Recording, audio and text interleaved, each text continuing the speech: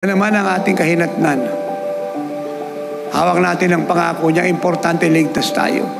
At saan naman tayo daan, thick and thin, long and short, dark and light, o whatever battle it is, isa lang ang punto. Si Jesus, hindi natin pwedeng ipagpalit kahit kanino.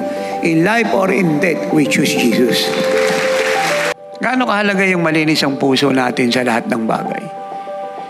Kasi ang utos ng Bible, love Him with all your heart, with all your soul, with all your mind, and all your strength.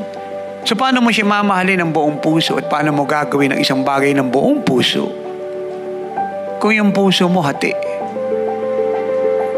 may defect, may problem, contaminated, at hindi magagawa ng Diyos na ikwiking ka ng lubos at ganap para pag-apuyin ng gusto.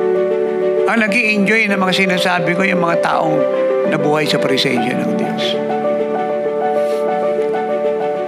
Yung kahit saan mo sila itapon, dali, nag-iisa, malayo o malapit, magpiprayan. Kahit sino ang pumigil. Kahit ayaw ng mga magulang o sino pa sa bahay nila, kahit i-quarantine mo yan, mag-aayo na yan. Kasi nagbabago yung puso nila ron.